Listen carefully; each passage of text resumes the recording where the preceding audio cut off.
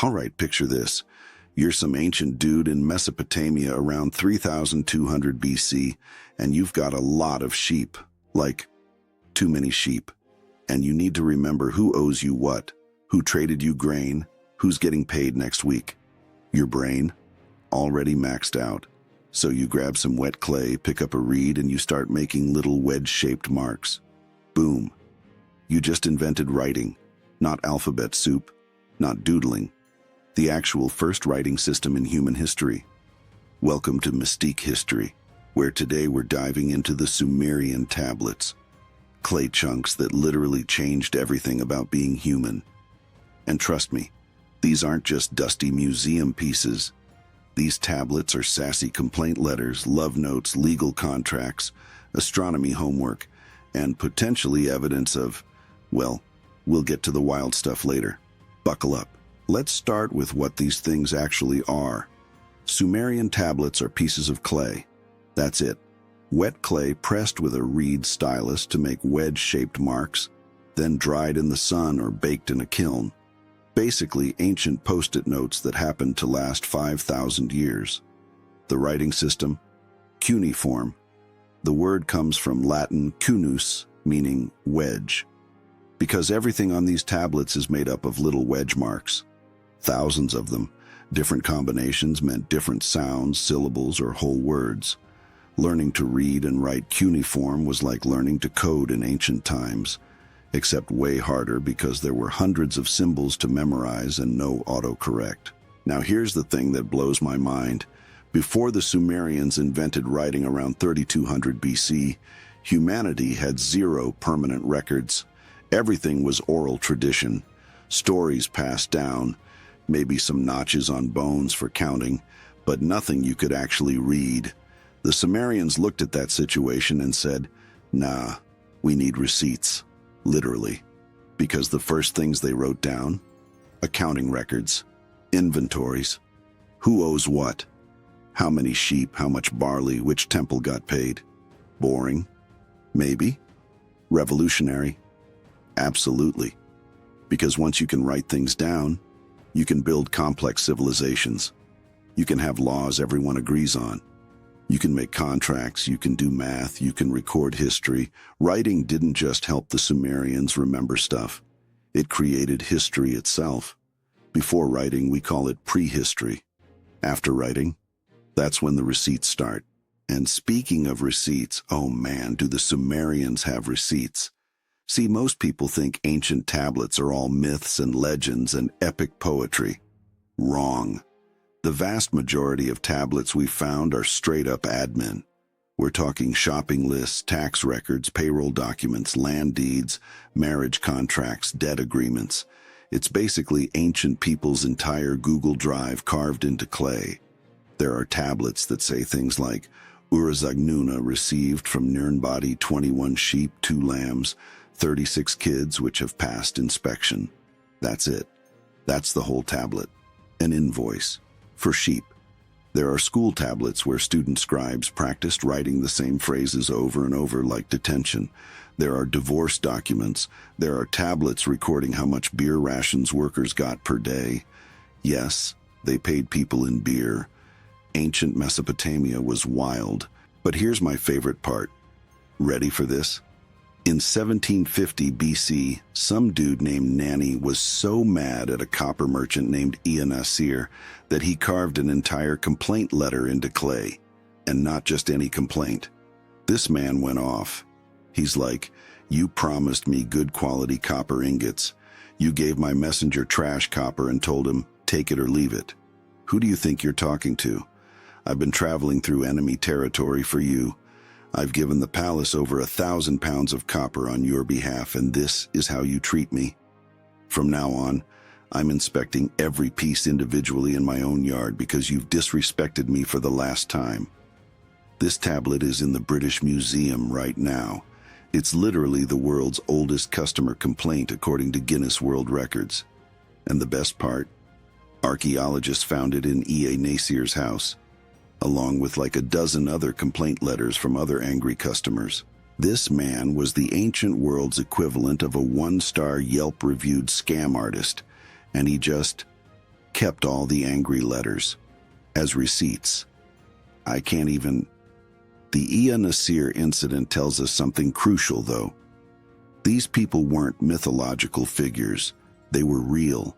They got angry about bad business deals. They wrote snarky letters. One kid literally wrote to his mom complaining that his clothes weren't as nice as his classmates' clothes.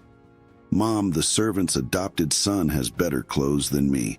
Can you imagine carving that into clay and having it survive 4,000 years? The Sumerians were just people. Petty, funny, frustrated, ambitious people who happened to invent civilization as we know it. And they didn't just invent writing for gossip and complaints. They invented legal systems, like proper law and order. Sumerian tablets show us the world's first written laws, the Code of Ur-Nammu, which came before Hammurabi's famous code. These tablets had contracts with witnesses. They had signatures, well, cylinder seals that worked like signatures. You'd roll your personal seal across wet clay to prove, yeah, I agreed to this. They had clauses like, if you don't pay this debt, followed by consequences. They had property rights, inheritance laws, business partnerships. We're talking about legal concepts that are still the foundation of modern law, written down 5,000 years ago by people who were supposedly primitive. Primitive, my foot. These people had lawyers. They had courts. They had contract law. Now let's talk about something that'll make your head spin. The Sumerians invented the base 60 number system, also called sexagesimal. You know how we use base 10 because we have 10 fingers? The Sumerians said cute and went with 60 as their base. Why 60? Well, it's ridiculously divisible. You can split 60 into halves, thirds, quarters, fifths, sixths, tenths, twelfths, all without getting into messy decimals. Perfect for trade and commerce and dividing things up. But here's the wild part. We still use base 60 today. Right now, this second, there are 60 seconds in a minute, 60 minutes in an hour, 360 degrees in a circle. That's 6 times 60. Every time you check the time or use a protractor or navigate with GPS coordinates, you're using a 5,000-year-old Sumerian invention. The way you experience time itself is Sumerian. Let that sink in. Ancient Mesopotamia is why your meetings run 30 minutes and not like 47 globs or whatever base 10 would give us. The Sumerians also did astronomy. They tracked the movements of planets that you can't even see with the naked eye. They divided the sky. They created calendars. They calculated celestial events with scary accuracy. Where did they get this knowledge? Practice and observation mostly. But also, well, we'll get to the weird theories in a minute. Okay, so we've established the Sumerians were incredible at admin, law, math, and timekeeping. But they also created literature, the world's first stories. And the most famous one, the Epic of Gilgamesh. This story, written on tablets in cuneiform, is about a king named Gilgamesh who goes on a quest for immortality after his best friend passes away. It's got adventure, friendship, battles with monsters, tragedy, philosophy.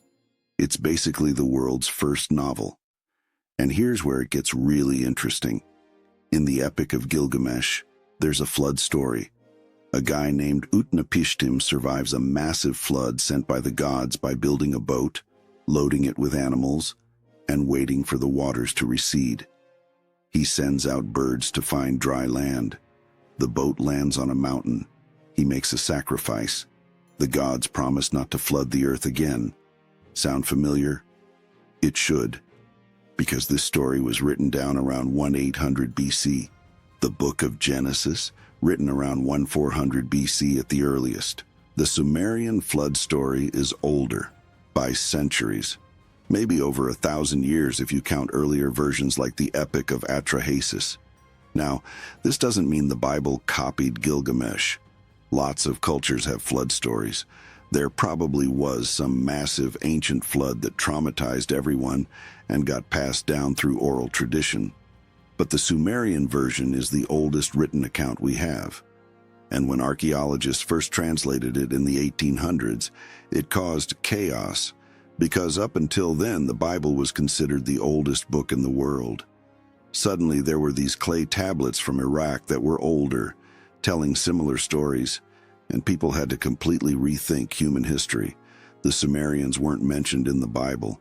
They'd been completely forgotten, and yet, here they were, with their own creation myths, their own flood stories, their own everything, predating what everyone thought was the beginning. The Epic of Gilgamesh also deals with big questions: mortality, legacy, what it means to be human. Gilgamesh wants to live forever, but ultimately learns that immortality isn't achievable. What matters is what you build and what you leave behind. Pretty deep for a 4,000-year-old clay story, right? But let's get to the part that makes conspiracy theorists lose their minds: the Anunnaki. In Sumerian mythology, the Anunnaki were a group of deities. Their name means something like princely offspring or those of royal blood. They were descendants of An, the sky god, and Kai, the earth goddess. According to Sumerian texts, the Anunnaki were powerful beings who descended from the heavens to earth. They were involved in creating humanity, teaching civilization, and governing the fates of people. Normal mythology stuff, right? Gods doing God things. Except, in the 1970s, a guy named Zecharia Sitchin published a book called The 12th Planet, where he claimed the Anunnaki weren't gods, they were aliens from a hidden planet called Nibiru, who came to Earth 450,000 years ago to mine gold and genetically engineered humans to be workers. Now, let's be clear. Mainstream scholars think Sitchin's translations are, let's say, creative. Most experts in Sumerian language say he mistranslated things, invented meanings, and made huge logical leaps. But here's why the theory took off. The Sumerians did have advanced astronomical knowledge. They did describe beings coming from the sky. They did have weirdly specific myths about creation. And some tablets reference things we still don't fully understand. There are Sumerian texts that describe advanced technology that seems out of place. References to objects in the sky, detailed knowledge of planets, stories of gods teaching humans agriculture, writing, mathematics, and architecture. If you look at it through a certain lens, you could interpret it as, well, first contact, ancient astronaut stuff. Are the Anunnaki actually aliens? Probably not. Most likely they're just gods in a mythology that got misinterpreted by modern people looking for aliens in ancient texts. But, and this is a big but, we don't know everything. There are still thousands of Sumerian tablets that haven't been fully translated. Some tablets have symbols and phrases that scholars still can't decode. There are gaps, mysteries, things that don't quite add up. And that's what makes it fascinating. Because whether the Anunnaki were gods, metaphors, or misunderstood memories of something else entirely, the Sumerians believed in them, wrote about them, built temples for them, organized their entire society around them. Here's another thought that keeps historians up at night. The Sumerians appeared seemingly out of nowhere around 4500 BC in southern Mesopotamia. We don't know where they came from. We don't know their origin. Their language, Sumerian, is a language isolate, meaning it's not related to any other known language on Earth. It's just there, alone, unlike any other linguistic family. And within a few hundred years of appearing, they had cities, writing, law, advanced agriculture, mathematics, astronomy, art, literature, and trade networks. How? Where did it come from? Why did civilization suddenly explode in this one spot? We don't have great answers. Some people point to the fertile land between the Tigris and Euphrates rivers. Others suggest cultural diffusion from earlier settlements. And some people, well, they point to the tablets talking about beings from the sky and go, What's not up for debate is the impact. The Sumerians influenced everyone who came after. The Akkadians adopted their writing. The Babylonians built on their laws. The Assyrians used their mathematics. The Persians, the Greeks, the Romans, all of them inherited Sumerian ideas, filtered through the cultures that followed. Our alphabet evolved from writing systems that trace back to cuneiform. Our legal concepts, rooted in Sumerian law. Our understanding of time, Sumerian base 60. Our oldest stories, Sumerian myths retold. When people talk about the cradle of civilization, they mean Sumer, because that's where so much of what makes us civilized began. In the mud between two rivers pressed into clay by people whose names we barely remember. And here's the kicker. We've only translated a fraction of the tablets we've found. There are tens of thousands still sitting in museums, universities, and private collections waiting to be read. Every year, new tablets are discovered, new translations are published, new secrets are revealed. Some tablets contain medical recipes, astronomical calculations, magic spells, prayers, curses. One tablet is just a recipe for beer. Another is a student's homework about geometry. We found a tablet with what's essentially ancient Mesopotamian satire. There's so much we still don't know. Some of the untranslated tablets might contain lost scientific knowledge, techniques we haven't rediscovered, observations of the stars we've forgotten, historical events that never made it into other records. The Sumerians wrote everything down. If it happened, there's probably a tablet somewhere. And if we could read them all, we'd have a complete picture of life 5,000 years ago. We'd know what they ate for breakfast, what jokes they told, what they dreamed about, what scared them. We'd understand not just their kings and gods, but their normal people. The shepherds and bakers and scribes and mothers and kids who made that civilization function. So what's the big takeaway here? The Sumerian tablets prove something crucial. Humanity didn't start learning to speak and then slowly figure out writing thousands of years later. We learned to write almost as soon as we had something worth writing down. The moment we needed to organize, trade, govern, and build, we invented a way to record it permanently. Writing wasn't a luxury, it was necessary. And once we had it, there was no going back. Every tablet is a time capsule, a message from the past saying, "We were here, we mattered, we built this." Whether it's a receipt for sheep or an epic poem about immortality, every mark on every clay tablet is proof that humans have always wanted to be remembered. We've always wanted to leave something behind. We've always wanted our words to outlast us. The Sumerians succeeded.